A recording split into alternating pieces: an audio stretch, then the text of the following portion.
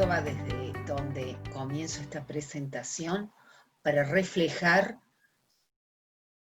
sobre el tema género y justicia. Me pidieron que eligiera un tema, y yo pensé en esta gran dificultad que existe en aquellos casos en que mujeres que son víctimas de violencia de género terminan siendo autoras de algún delito en contra de su pareja agresora, y que nos presenta dificultades por los estándares que hay que aplicar debido a esa doble posición de víctimas y de acusadas. Yo voy a compartir pantalla con una presentación de PowerPoint. Realmente es un problema complejo y en el cual se presentan cuestiones probatorias y de interpretación de la ley penal, en las cuales es imprescindible la perspectiva de género. Porque el tener o no tener perspectiva de género puede hacer una diferencia entre una condena y la absolución, o por lo menos una condena mitigada, diríamos. ¿Cuál es esta situación que vamos hoy a afrontar?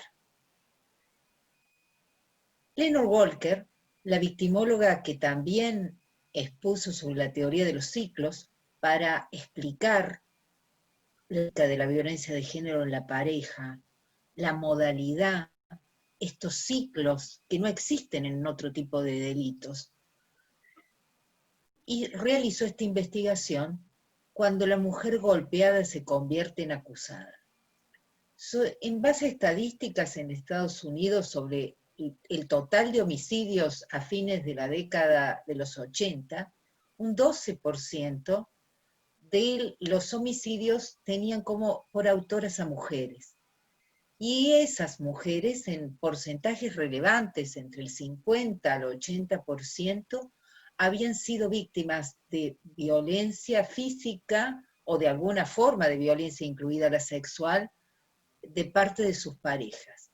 Y en un porcentaje también relevante, esas víctimas habían formulado denuncias anteriores a la policía. Entonces, Walker dice que el operador no admite, no registra el potencial letal que hay en estas mujeres que denuncian violencia, y que no es en una gran cantidad, es un porcentaje pequeño pero significativo de víctimas de agresión que luego puede recurrir a la violencia u otros actos criminales para su propia protección. Algunas de estas mujeres se convertirán sin duda alguna en acusadas de procedimiento penal. ¿Cuántas? Nosotros sobre esto no tenemos estadísticas en nuestro país, pero que existe un porcentaje pequeño pero significativo nos lo da que ya hay dos precedentes a nivel de la Corte. Uno de 2011, Leiva, y otro Romero de 2018, y que existe jurisprudencia en muchos altos tribunales de provincia y también en los tribunales, y que incluso actualmente ya hay resoluciones a nivel de los juzgados de garantía. Entonces, este pasaje de víctimas autoras, esta doble posición, nos presenta cuestiones, como decimos, cuestiones probatorias y cuestiones de interpretación de la ley. ¿Por qué? Porque ya al tener esta doble posición, estas mujeres en los procesos penales pueden alegar, ellas o sus defensas pueden alegar un menú verdaderamente de eximentes o de atenuantes por violencia de género. Lo que queremos decir que siempre la violencia de género no va a ser neutral, va a tener siempre una subsunción en un eximente o en una situación de aminoración de la respuesta punitiva. Entre las eximentes encontramos como muy frecuente, digamos, como alegada con más frecuencia la justificación por legítima defensa. Pero también puede haber, digamos, los fallos que yo he leído, en general son en torno a la legítima defensa. Pero también podrían haber situaciones de error en los presupuestos de la justificación o de exceso en la justificación. Leonard Walker coloca un caso fallado en Estados Unidos de una mujer que era víctima de una agresión por su pareja, que le dice que va a ir a buscar el arma para volver y agredirla nuevamente, y ella en la penumbra de la habitación ve un destello, confunde ese destello con un arma, toma a su vez ella un arma y lo mata. Resultó ser pero allí se admitió la situación, digamos, esta de error. También podría ser alegada una falta de capacidad de culpabilidad. No es frecuente, pero podría ser. Otra situación en que se puede la mujer alegar, y su defensa, es una exculpación por estado de necesidad disculpante. Tenemos fallos en nuestro país que han subsumido la eximente en esta exculpación. También puede subsumirse algunas situaciones en el estado de emoción violenta o en las circunstancias extraordinarias de atenuación. Como sea, también puede, si ninguna de las otras corresponde, puede considerarse siempre como una pauta atenuante en la determinación o individualización judicial de la pena. El hecho que la violencia de género tenga ese potencial de eximente o atenuante nos lleva a la cuestión a cuestiones probatorias. La primera cuestión probatoria es a quién le corresponde probar la violencia de género alegada, ¿al Ministerio Público o a la defensa? Y aquí, digamos, a los argumentos usuales que se dan en torno a que si el Ministerio Público es quien debe cargar por la cuestión de su deber de objetividad, porque no es una acusadora a ultranza, los argumentos usuales. Y el argumento con perspectiva de género es el que viene de la Convención, del deber de debida diligencia, que está en el artículo 7b de la Convención Belén do Pará, y que según la Corte Interamericana, en este precedente Belis Castro, nos indica que es una obligación de iniciar ex oficio y sin dilación, una investigación seria, imparcial y efectiva, una vez que tomen conocimiento de los hechos que constituyan violencia contra la mujer.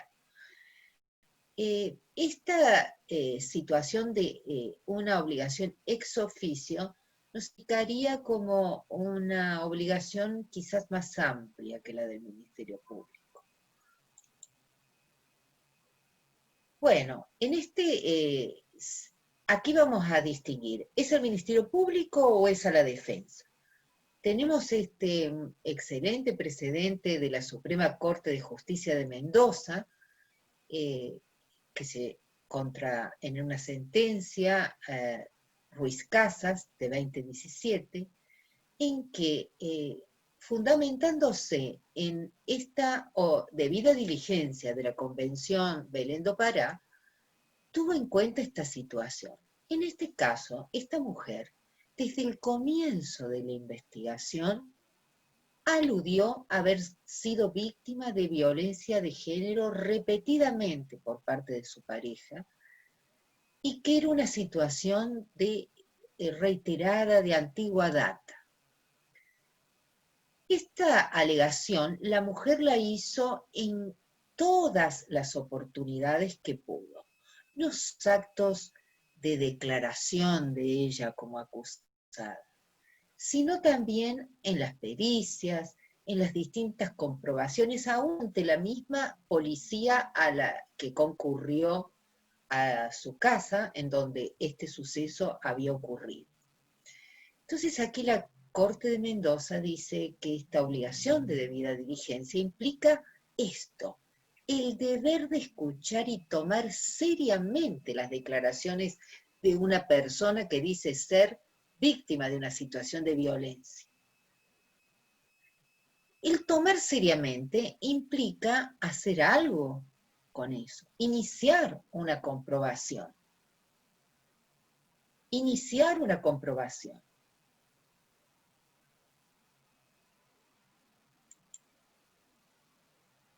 Del otro lado, tenemos las posiciones que consideran que no es el Ministerio Público, sino que es la defensa. Para cargar a la defensa con esta obligación, se recurren a distintos argumentos. Uno de los argumentos es el que utilizó este tribunal de San Isidro que falló la causa Romero, sentencia que fue revocada por la Corte y a la que luego nos vamos a referir. Este tribunal trajo este principio de que podemos categorizar como la regla y la excepción. La regla sería que el Ministerio Público es al que le incumbe la carga de la prueba. Pero, dice, al establecida la intervención del imputado en el hecho ilícito, la pretensión de concurrencia de las eximentes invocadas, legítima defensa, emoción violenta, y nosotros podríamos decir la que fuere de ese menú que vimos, no puede apoyarse en la mera afirmación de su existencia, sino que debe ser acreditada por quien la invoca, salvo que surja de forma, uno diría, evidente del plexo probatorio. Entonces la regla sería que el Ministerio Público prueba y la excepción sería cuando se alegan eximentes, es decir, aquí se reduce la carga probatoria del Ministerio Público con este razonamiento. Otra argumentación, otra forma de argumentar que es a la defensa a quien le corresponde probar, es según el sistema o el principio de las cargas dinámicas, en el cual, digamos, no hay una distribución fija de la carga de la prueba, sino la distribución se realiza cargando, digamos, aquella parte que está en mejores condiciones de probar. En esas mejores condiciones de probar, si la defensa aquí ven, pero la parte acusada cuenta con facilidad de aportar el medio y ello beneficia sus intereses, entonces le corresponde a la defensa probar. Esto lo sostiene la Corte Suprema de Justicia de Colombia en 2011, pero tenemos que destacar que ha sido una jurisprudencia oscilante, porque en otros fallos la ha dejado sin efecto. Otra argumentación para cargar a la defensa es invocando el sistema adversarial. Según esta interpretación que hace el Tribunal Constitucional de Colombia en esta sentencia, este sistema adversarial grava, uno diría, a la defensa con una obligación de actuar en forma diligente. Es decir, no tener un rol meramente pasivo, recostado esperando que el Ministerio Público no pruebe, uno diría, sino que ante el decaimiento del Ministerio Público, supongamos, de probar o de la situación de violencia de género alegada, allí se activaría esta carga probatoria para la defensa. Aquí voy a exponer una posición que me parece compatible con la Convención Belén do Pará. Esto va a admitir una distinción entre alegar y probar.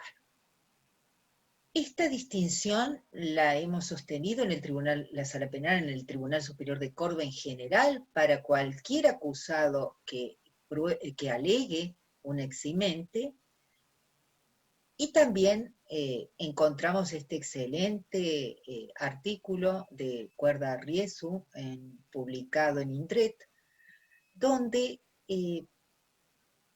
argumenta que la alegación corresponde a la defensa porque ella está en las mejores condiciones de invocarla, de alegarla y suscitar la duda en el tribunal. Y decimos que además de que esté en mejores condiciones, hay situaciones en que sin duda tiene que haber una alegación. Las situaciones de exculpación, las situaciones de obrar en defensa, requieren de a veces de elementos subjetivos, o las situaciones de error, por ejemplo, también, o el temor, si se va a alegar una causa de exculpación también, o un estado de emoción violenta, o una circunstancia extraordinaria. Toda esa situación, que algunas de ellas pasa también por la subjetividad de la mujer, que ha pasado por la experiencia de víctima y ha actuado entonces también como acusada, pero sin perder esa condición de víctima.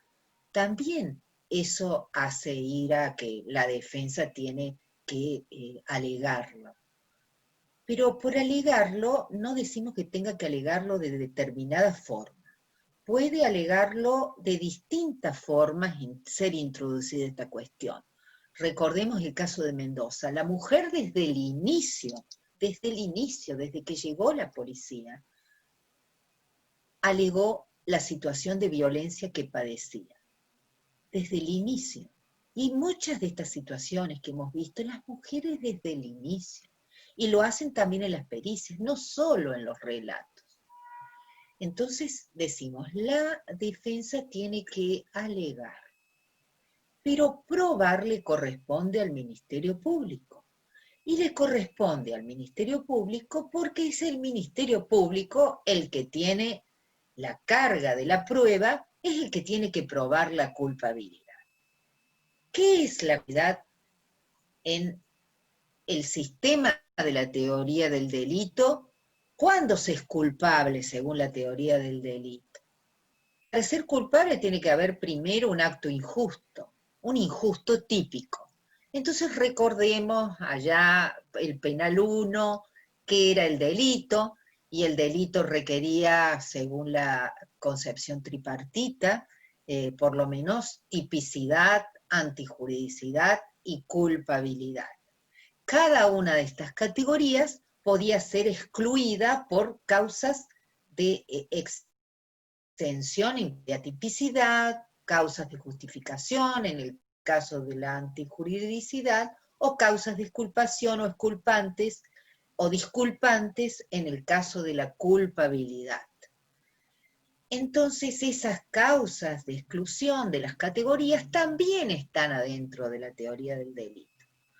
Entonces, si el Ministerio Público tiene que probar, no tiene que probar solamente el hecho de la acusación, sino tiene que probar que ese hecho se subsume en un tipo, y también tiene que demostrar si se alegó una situación de un eximente, que por ejemplo sea una causa de justificación, si se alegó la legítima defensa, tiene que producir las contrapruebas para refutar.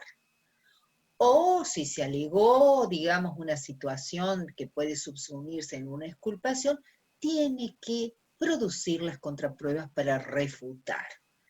Es decir, probar la culpabilidad es probar la participación de la mujer en un acto típico, antijurídico y culpable. No es solo probar el hecho típico y la participación de la mujer. Decimos esto porque distinto es en el sistema del common law.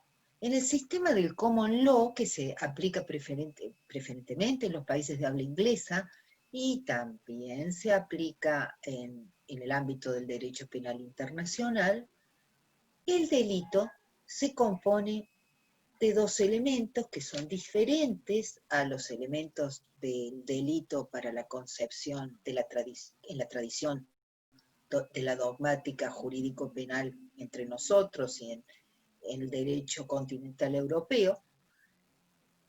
Y el fiscal entonces tiene que probar esos dos elementos son el elemento material, el actus reus, y el elemento intencional, la mens rea. En cambio, las eximentes las tiene que alegar y en principio o probar o por lo menos introducir una evidencia persuasiva a la defensa para que recién se active la carga probatoria del fiscal. Porque las eximentes están fuera del delito. No son, el delito son solamente esos dos elementos. Entonces, esas posiciones, como vimos la del Tribunal de San Isidro, que establecía la regla y la excepción, que probado el hecho ilícito, típico quería decir, y la participación, ya está la carga del Ministerio Público, no se corresponde con una concepción del delito que estamos aplicando entre nosotros. Se correspondería con una concepción de una estructura del delito distinto, que es la del common law, en donde eso lleva luego a tener su influencia en la distribución de las cargas probatorias, si se añade también que en el common law el sistema del proceso penal está influido también por un modelo del proceso civil. Otras cuestiones probatorias interesantes que se plantean es este principio de la amplitud probatoria que nosotros lo encontramos recogido por el artículo 16I de la ley 26.485, que es una ley nacional, es decir, este principio es aplicable también a las jurisdicciones locales, en este sentido, que es un principio que reglamenta la Convención Belén do Pará. Por eso este principio no puede decirse que solo rige en la jurisdicción nacional o en aquellas provincias que se hayan adherido a la ley esta, sino que esta parte de la ley tiene una aplicación generalizada. Este principio de amplitud probatoria recoge, lo ha, digamos en otros términos, lo ha destacado esta recomendación general del mecanismo de seguimiento, el comité de expertos del mecanismo de seguimiento de la Convención Belén do Pará, que ha sido producido el 5 de diciembre de 2018 y que se refiere a la legítima defensa y violencias contra las mujeres de acuerdo al artículo 2 de la Convención. ¿Qué ha hecho el comité de expertos? El comité de expertas ha dicho que en materia de legítima defensa, de mujeres víctimas que luego son acusadas por defenderse y alegan haberse defendido de sus parejas, a las cuales mataron o lesionaron o de alguna forma reaccionaron en forma típica,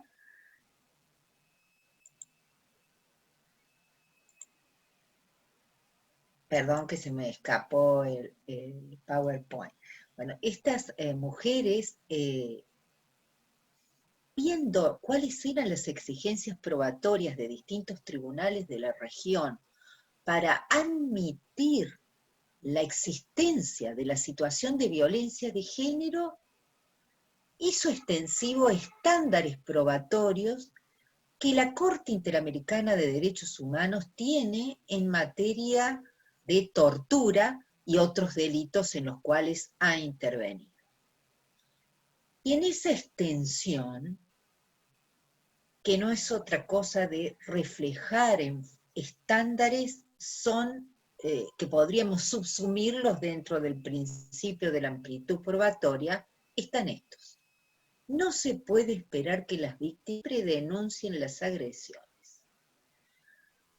En el fallo, en el fallo del Tribunal de San Isidro Romero, que la Corte revocó, el tribunal, además de decir que la defensa era la que debía probar, también decía que la víctima y autora había dicho en su relato que había hecho denuncias, pero que la defensa no había incorporado, no había ofrecido prueba de esas denuncias.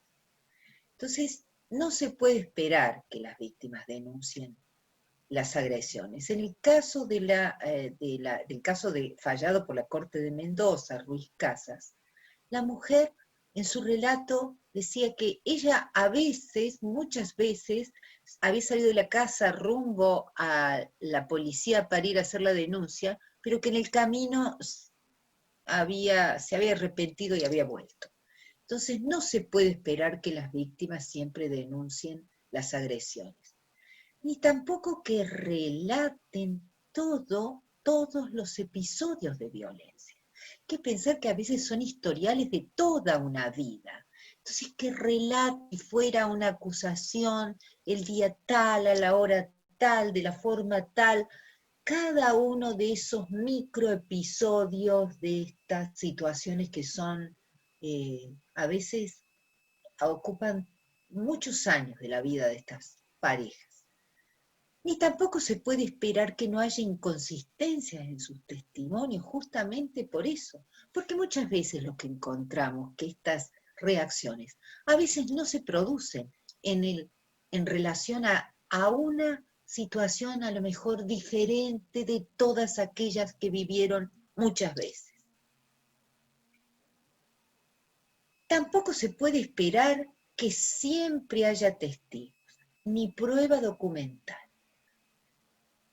No es que solamente no se puede esperar que haya testigos porque estos delitos o estos episodios de violencia previos, aunque no sean delictivos, ocurran en la intimidad.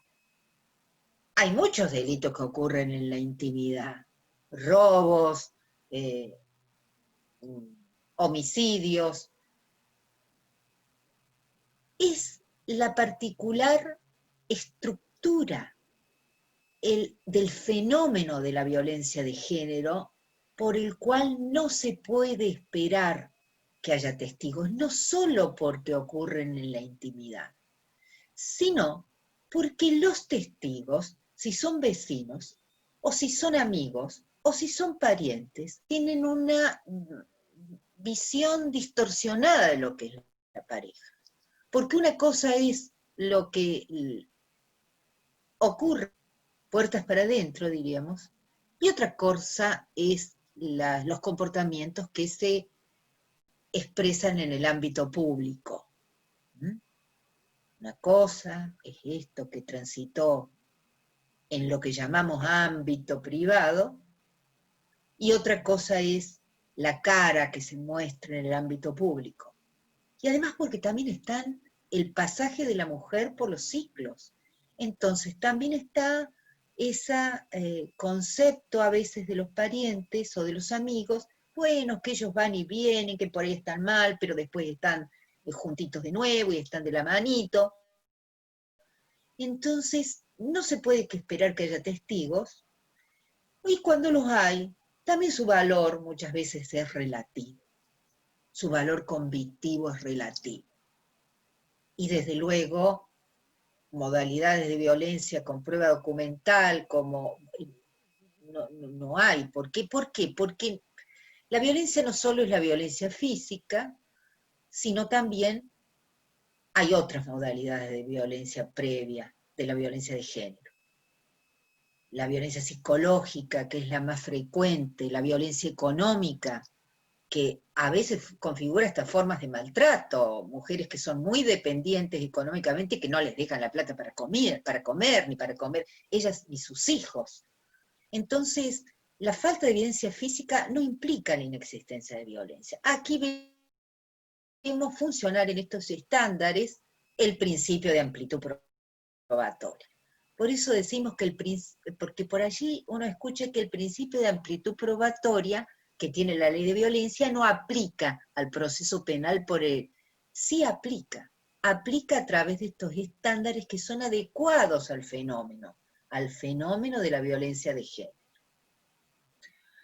Entonces, si no podemos esperar que haya un cuadro fluido o mucha prueba acerca de la existencia de la violencia de género, es cuando adquiere importancia decisiva, uno diría, el relato de la mujer. Por eso nos dice la recomendación general del MESECVI que esta declaración debe ser tomada en cuenta durante la investigación y el juzgamiento, incluso ante la falta de medios probatorios sobre la agresión alegada. La declaración de la imputada, como sabemos, es una fuente, es un medio de defensa, pero también es una fuente eventual de pruebas. Entonces aquí MESECVI le está tomando el sentido, digamos, de defensa, pero también de prueba. El relato es prueba también de la defensa de la agresión alegada.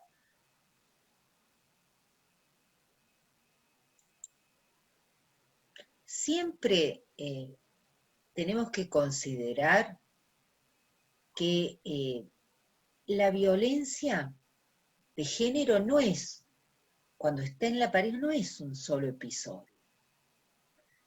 Y el que desata la reacción no está solo en esa historia. Entonces también tenemos que tener cuidado dentro de las cuestiones probatorias con no utilizar estereotipos de género. Estereotipos de género, desde luego, discriminatorios.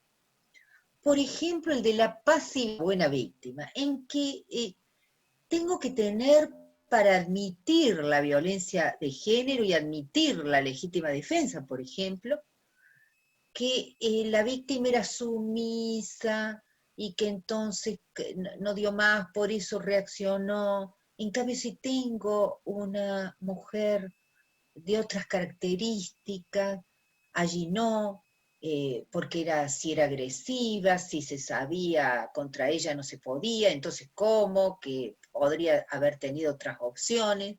Cuidado con el estereotipo de la pasividad de la buena víctima. Leonard Walker nos dice que la pasividad de las mujeres generalmente proviene porque aprenden que las lastiman más cuando hundirse, pero a veces se arriesgan a reforzar su autoestima vacilante. En el estudio de Leonard Walker y otras victimólogas a quienes ella referencia, no todas las mujeres, como decimos, tienen estas reacciones, es un pequeño pero significativo número, y generalmente las que reaccionaban en estudios de campo hechos a fines de los 80 en Estados Unidos, eran mujeres que habían entrado en una desesperación, que estaban desesperadas en el momento de la reacción. Esa desesperación no solo está dada por la agresión, sino por también la situación que esa agresión puede incluir a los hijos, o que también la agresión incluye la pérdida de bienes, la rotura de cosas. En el caso de Mendoza, por ejemplo, la mujer estaba planchando y viendo televisión.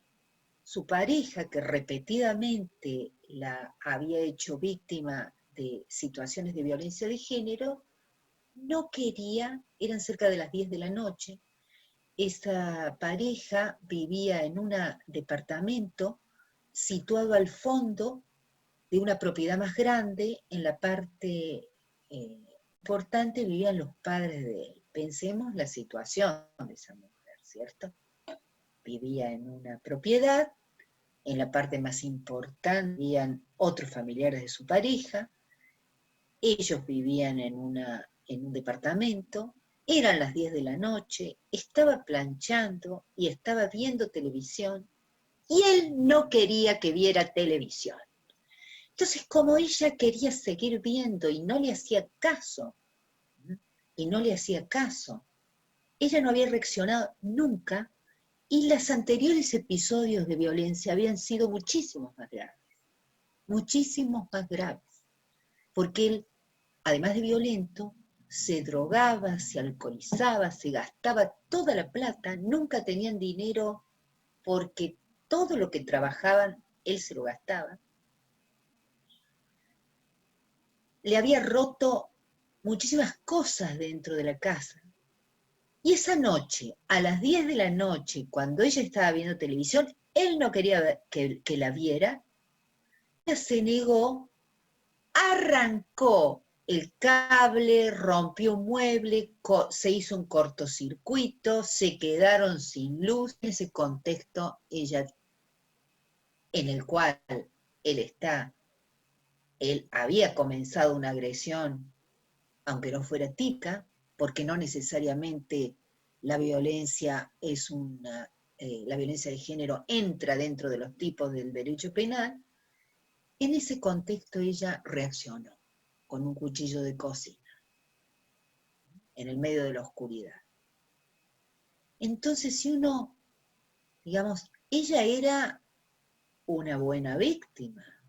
¿Qué pasaría si en lugar de haber sido siempre una mujer pasiva, hubiera sido una mujer que a veces reacciona, que hubiera reaccionado antes, empujándolo?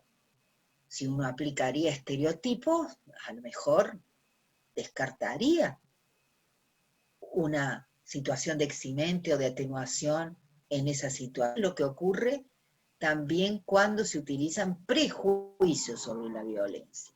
Prejuicios, es decir, todavía no comprendemos adecuadamente lo complejo que es la violencia de género y la violencia de género en la pareja. Entonces, por allí se ven fallos que descartan la violencia de género porque existe violencia cruzada. Y acá traemos otra victimóloga que nos dice que siempre existe violencia cruzada. La violencia emocional de la mujer y la respuesta de él, que generalmente es caracterizada como violencia física.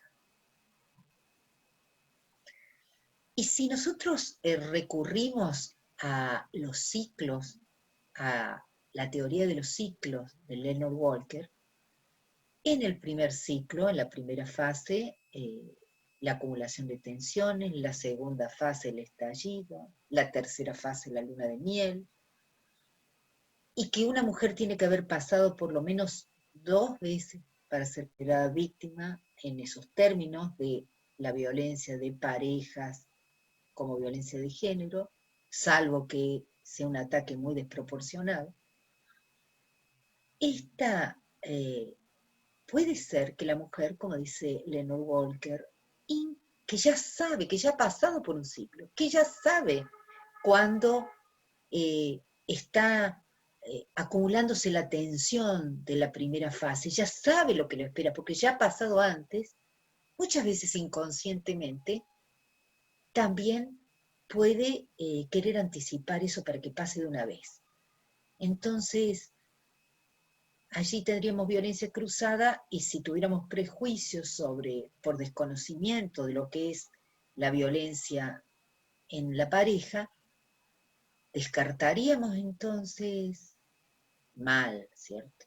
Bueno, entonces, entre las cuestiones probatorias, perspectiva de género, tenemos que no incurrir en estereotipos y no tener prejuicios sobre la violencia. Bueno, ¿la violencia de género tiene que acreditarse con certeza o basta la duda? Cualquiera sea el rol que juegue la violencia de género luego en el catálogo aquel que vimos de las eximentes o atenuantes.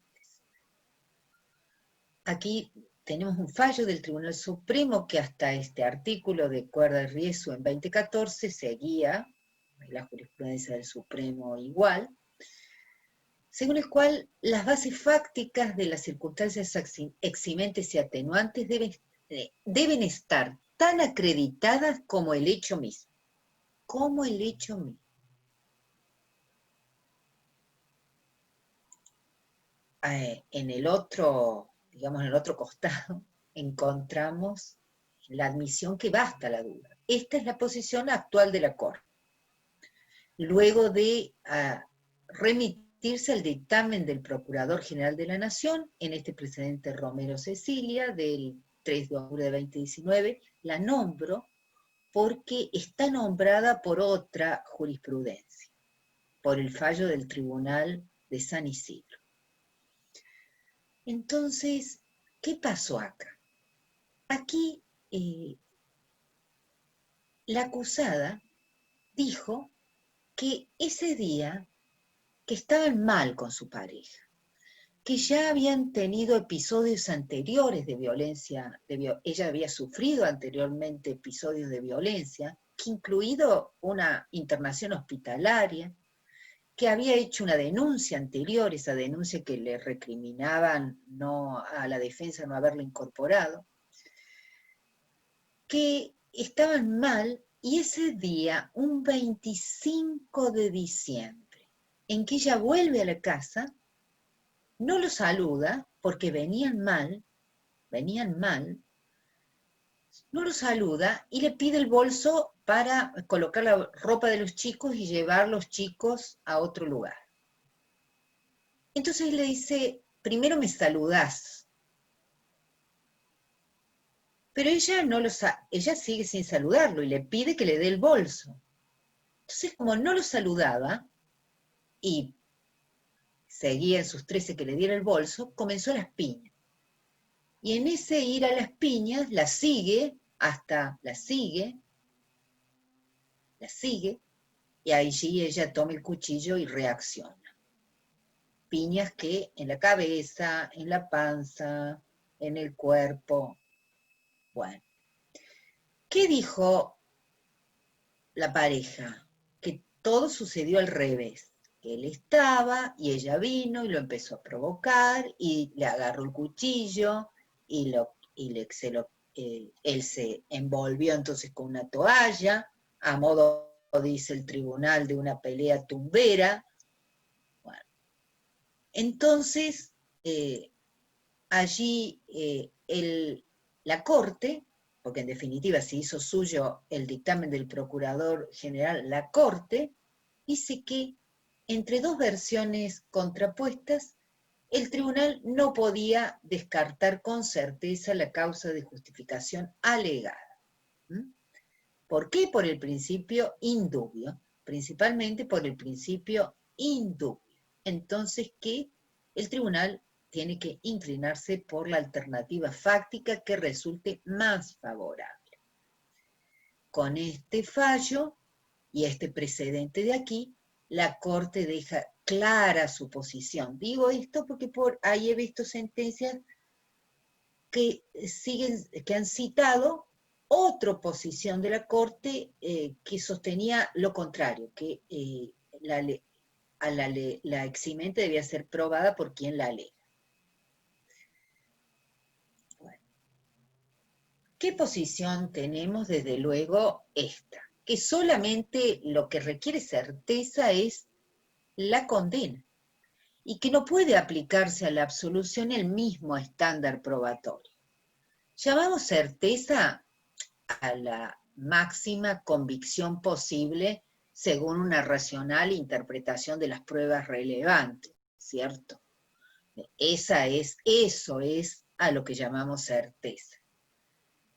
Una absolución no requiere los mismos estándares probatorios de una condena, porque precisamente la condena requiere esos estándares probatorios máximos. ¿Por qué? Porque no tiene que dejar ningún espacio para una duda razonable de acuerdo a las pruebas. La absolución, en cambio, puede fundamentar, o la admisión de una circunstancia atenuante puede fundamentarse en la duda. Bueno, dejando ya atrás las cuestiones probatorias tan interesantes que nos plantea esta doble posición de víctimas que luego devienen en acusadas, tenemos que también realizar una interpretación de la ley con perspectiva de género. Solamente del menú vamos a referirnos a la legítima defensa, porque la legítima defensa es la eximente más alegada y porque los dos fallos de la Corte, Leiva de 2011 y Romero de 2019, son en torno por alegaciones de legítima defensa y porque tenemos esta recomendación general del MESEGBI de 2018 precisamente sobre legítima defensa. Entre nosotros, el anteproyecto de Código Penal de 2014 había previsto una legítima defensa, un caso especial o presumido de legítima defensa para estos casos de mujeres que haber sido víctimas de violencia de género, para presumir la legítima defensa en contextos. Pero sus proyectistas dejaron muy en claro que no pensaban que esa fórmula fuese necesaria, sino que la habían propuesto debido a la interpretación patriarcal que se tenía. Por eso es importante decir que no se requiere de una reforma de la legítima defensa tal cual está prevista para que esta eximente tenga lugar en los casos de violencia de género. Y acá nos es útil la recomendación general del mes de 18. ¿Por qué? Porque es un documento que va ingresando sobre los componentes de la legítima defensa tal como están legislados en nuestro Código Penal y en el resto de la región, que es similar. Primero, lo que nos dice MESEGBI, que la agresión ilegítima, que la violencia basada en el género es una agresión ilegítima en el sentido de la Convención. Nosotros quiere decir que cuando la mujer alegue haber reaccionado porque recibió una agresión y describe una agresión, tenemos que, para decir que se subsume en un supuesto de violencia de género, no tenemos que tomar solamente ese episodio. Tenemos que analizar el contexto, porque como decimos, esa agresión que es la que está en el momento previo es una más. Entonces tenemos que realizar una subsunción convencional, para lo cual tenemos que tomar la agresión y el contexto también, el contexto. Ese contexto nos lleva a un ámbito temporal más amplio. Puede estar descrito en el relato, y si el fiscal no ha producido contraprueba que lo demuela, eso es tal cual la mujer lo dice, entonces allí tengo que ver si puedo esto que dice subsumirlo dentro de la violencia de género. Y para esta tipicidad convencional tengo que tomar la agresión ilegítima, no es necesaria que sea típica, porque sabemos que hay muchas modalidades de violencia contra la mujer que son de género y no están contempladas en el Código Penal. Por ejemplo, hay mujeres que en su relato dijeron que venían siendo hostigadas en forma creciente, en forma reiterada, y por ejemplo que no las habían dejado en una noche frío entrar a la casa. O hay mujeres que en la casa no las dejaban dormir en la principal cama, tenían que dormir en el piso. Bueno, difícilmente esas agresiones, que son sin duda manifestaciones de violencia de género, entren en un tipo penal. Por eso hay conceptos, hay elaboraciones dogmáticas sobre la legítima defensa que requieren que la agresión ilegítima sea típica. Eso para la violencia de género está refutado por la Convención, porque hay hay modalidades de violencia que son violencia de género para la Convención y son agresiones entonces ilegítimas y no están categorizadas como tipos en el Código Penal. Entonces, para la agresión ilegítima no necesito que esa agresión sea típica, pero sí necesito de la tipicidad convencional. Esa agresión y el contexto deben subsumirse como violencia de género. ¿Y cuándo se subsumen? Cuando tengo una relación en el cual esta mujer fue colocada como inferior y por esa posición en la que no porque lo sea, sino porque la coloca en esa posición la pareja, y entonces la disciplina mediante la violencia en sus distintas manifestaciones porque no le permite seguir adelante con su proyecto de vida. No le permite ver televisión. Por ejemplo, como recordamos en el caso de la Corte de Mendoza. No le permite un montón de cosas más. Y cuando lo hace, la taliona. Así como la perspectiva de género permea la interpretación de lo que es la agresión ilegítima, también permea la interpretación de la inminencia o actualidad, porque siempre para que la defensa sea necesaria, ¿cierto? Tengo que tener que esa agresión sea actual o inminente. Pero ¿qué pasa acá? Pensemos en, acá lo que dice el Mesecvi o Sevi. Sostiene que se debe comprender la violencia en relaciones interpersonales como una problemática que tiene un carácter cíclico en la vida cotidiana familiar, por lo que es un mal inminente para las mujeres que las sufren.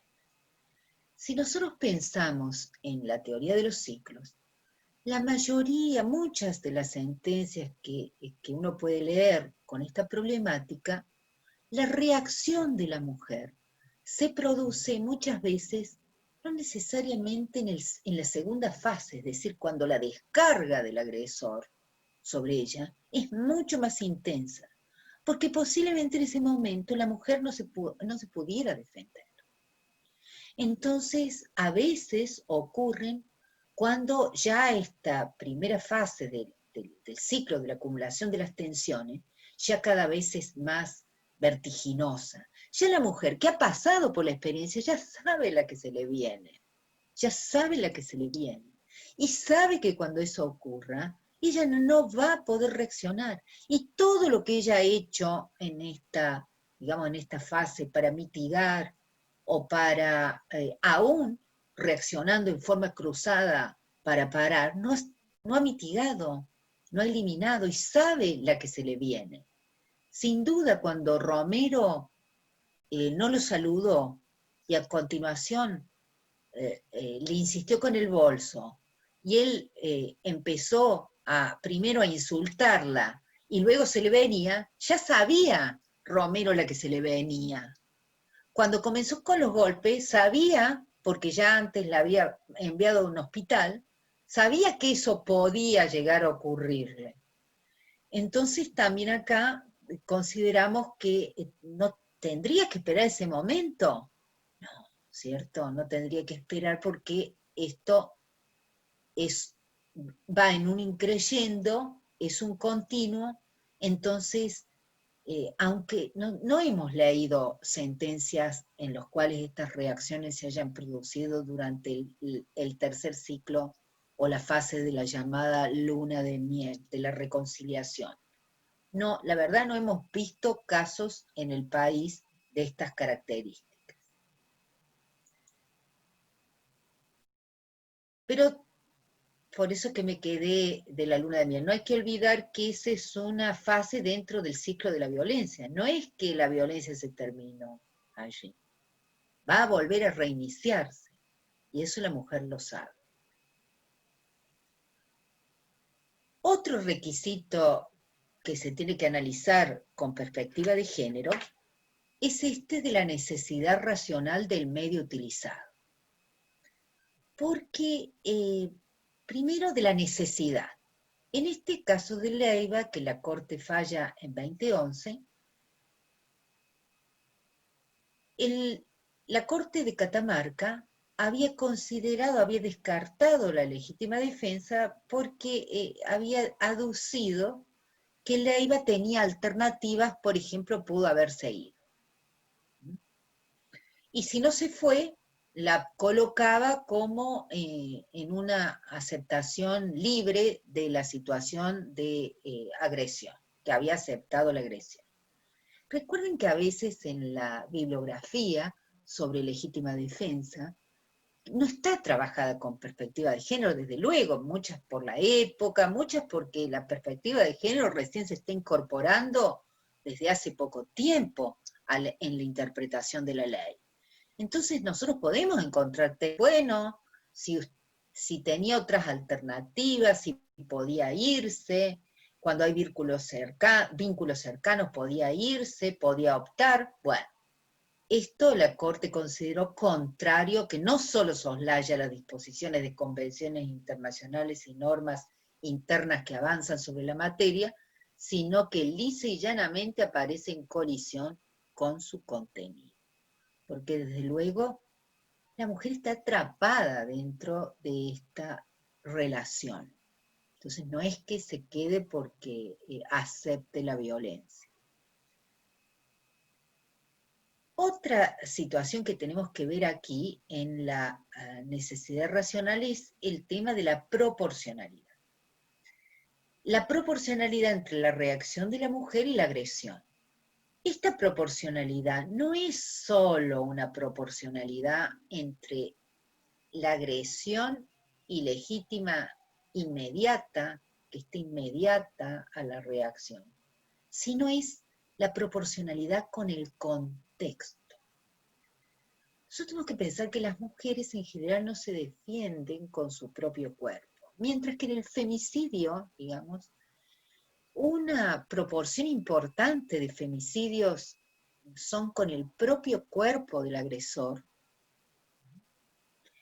por lo menos un 25% es con el cuerpo del agresor, en el caso de Córdoba, un 25% con el cuerpo del agresor, otro 25% con armas de fuego y otro 25% con armas blancas, armas, cuchillos. En el caso de las mujeres no se defienden físicamente. En general son cuchillos y cuchillos de cocina, porque es altamente simbólico que estos episodios ocurren en las cocinas o ocurren en el dormitorio. Entonces la proporcionalidad, como dice Mesecli en la recomendación, no requiere la proporcionalidad entre la índole de la agresión y la respuesta defensiva. Porque lo que hay que ver es esta relación, la proporcionalidad en relación a la continuidad de la violencia de las mujeres en dichas circunstancias, es decir, el contexto. Bueno, en relación a la falta de provocación suficiente, por supuesto que las situaciones son siempre por las cuales comienza a acumularse, a acrecentarse las tensiones en el primer ciclo, o en el segundo es nimio, no le gustó la comida, no lo saludó, no volvía, volvió tarde, está hablando por teléfono, quería ver televisión. Entonces, por supuesto que nada de eso categoriza como provocación suficiente, pero decimos que eso es evidente, pero tampoco es provocación suficiente la manifestación de la mujer que quiere cortar la relación o que comunica que quiere que se vaya. Como vemos, estas víctimas que devienen en autoras nos presentan problemáticas desde la faz de cuestiones probatorias y desde la interpretación de la ley. Son cuestiones que hay fallos muy interesantes y en la medida que la perspectiva de género vaya difundiéndose cada vez más podremos resolver con una verdadera justicia estos casos. Muchas gracias. Hasta pronto.